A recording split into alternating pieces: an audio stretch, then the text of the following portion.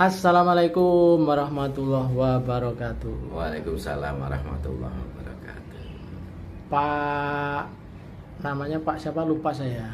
Ali Wasiin. Ali Wasiin dari law firm Ali Wasiin and Partner. Ya, baik. Ini saya kira kalau ngobrol dengan Pak Ali ini cocok kalau ngobrolin masalah hukum. Nah, ini lagi viral, lagi rame soal hukuman mati Verdi Sambo, tepatnya Jenderal Verdi Sambo yang udah diputus hukuman mati oleh hakim. Nah, pertanyaannya apa komentar panjenengan sebagai orang yang bergelut di praktisi hukum? Ya, dari sisi mana ini? Kalau sisi hukum Islam, kalau memang terbukti membunuh ya kisos. Tapi hukum internasional kan beda lagi. Kalau menurut vonis hakim, menurut saya tentu dengan bukti-bukti yang ada, fakta persidangan dan sebagainya itu adil. Sudah tepat. Sudah tepat. Itu. Dan kalau memang merasa keberatan kan ada upaya hukum selanjutnya. Menurut saya itu hakim itu sudah tepat. Oke. Seandainya Pak Ali Wasiin menjadi kuasa hukum Sambo, apa kira-kira yang akan Bapak lakukan dengan adanya hukuman mati yang diputuskan oleh hakim ini? Ya jelas upaya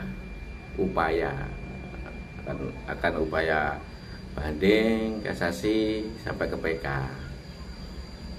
Jadi tetap mencoba membantu untuk supaya tidak terjadi hukuman mati, kira-kira gitu ya? Iya. Iya dong, kalau pengacara ya, namanya gitu. Pengacara, advokat itu ya bagaimana mengambil sikap yang menguntungkan klien, dalam artian bagaimana seringan-ringannya kan seperti itu memang tugas. Oke, nah kalau dari cerita, dari ya mungkin fakta hukum, dari katakanlah nih, kan pasti kalau pengacara itu kan ngobrol juga lah dari hati ke hati misalnya. Apakah ada memang celah untuk tidak lolos dari hukuman mati? Iya, pendapat hakim, vonisnya begitu menurut hakim ya. Tapi kalau pengacara pasti punya celah lah. Misalnya apa? Misalnya dalam kasus Sambo ini, itu dalam tingkat pertama itu memang faktanya begitu, terbukti begitu. Mungkin nanti ketika ada novum, bukti baru yang meringankan kan bisa juga celah itu dilakukan oleh pembelanya, oleh pengacaranya. Ini ya mencari terus yang namanya advokat itu selalu mencari celah, dasar-dasar hukum, dalil-dalil yang valid untuk meringankan kliennya.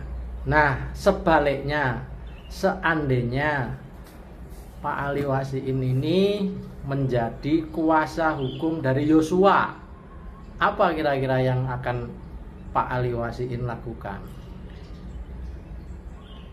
Ya, membuktikan bahwa memang yang tugas-tugas advokat, tugas pembela itu kan ya itu bagaimana membela semaksimal mungkin kepentingan klien. Kalau di pihaknya Joshua tentu bukti-bukti untuk memperkuat bagaimana hukuman seberat-beratnya kan begitu. jadi tapi kan ya ini agak bertentangan dong. Di pihak mana ini bukan soal pelin-pelan, tapi di posisi mana harus bersikap dan bertindak. Enggak, ini karena kalau isu di luar itu pengacara itu biasanya pokoknya siapa yang bayar aja lah yang dimenangkan, enggak ya? Kalau saya membela yang benar. Bukan yang bayar. Iya. Gini. Ini perlu Luruskan. Jadi advokat, pengacara itu membela klien itu tugas profesional, dan tidak ada yang namanya pengacara, advokat itu membela yang salah, itu tidak ada.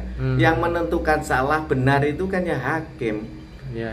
Kita tidak boleh, jaksa pun juga tidak boleh ini salah ini. Semuanya itu dia punya hak untuk mendakwa, menuntut, tapi putusan benar salah itu keputusannya mutlak pada hakim. Dan upaya itu selama ini ketika ada upaya hukum itu belum tentu, sampai sekarang pun hukuman mati, vonis mati, ketika ada upaya berlanjut itu belum tentu bersalah, belum tentu ini, masih ada upaya hukum, ini harus dihormati. Ya. Jadi kalau idealnya untuk di Indonesia ini, karena sebagian besar umat Islam, kira-kira kita menganut model mana? Apakah menganut hukum internasional, di mana sudah, kalau nggak salah itu lebih dari 100 negara itu dalam tanda kutip melarang adanya hukuman mati.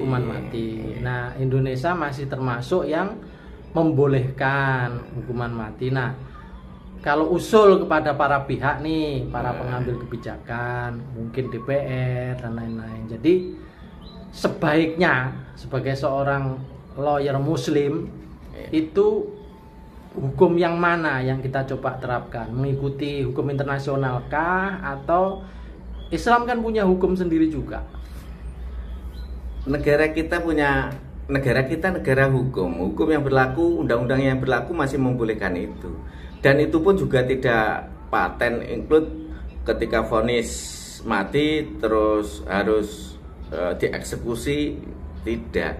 Tapi di sana ada undang-undang ketika dalam 10 tahun percobaan, terus dia di dalam itu berkelakuan baik, ada menunjukkan bahasa saya taubatan nasuha, berkelakuan baik, dari hukuman mati beralih ke hukuman seumur hidup. Atau mungkin Pak Ferdi Sambo mualaf gitu. Ya itu beda lagi ya. Ini bicara hukum, bukan soal keyakinan ini.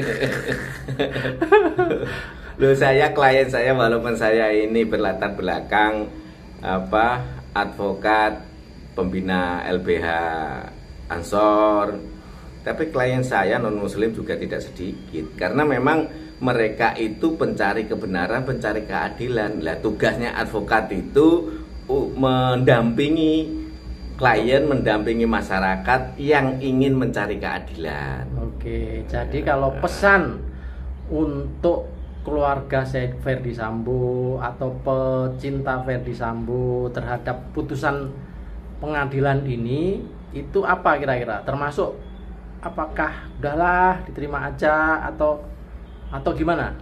Ya, gunakan haknya. Kalau memang keberatan hak masyarakat itu untuk upaya, itu haknya, hak masyarakat.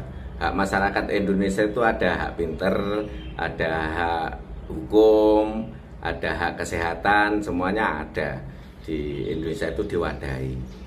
Upaya-upaya banding, kasasi itu kan juga hak yang melekat pada warga masyarakat. Ngomong-ngomong, sudah pernah mendampingi menjadi lawyer untuk hukuman mati? Belum. Kalau pembunuhan sudah. Tapi kalau hukuman mati belum ya? Belum. Jadi belum pernah merasakan bagaimana mendampingi beliau-beliau itu ya? Belum. Ya, saya kira saran untuk lawyer-lawyer muslim lain, apa kira-kira pesan terhadap kasus atau peristiwa yang saya kira ini luar biasa besar ya di Indonesia ya?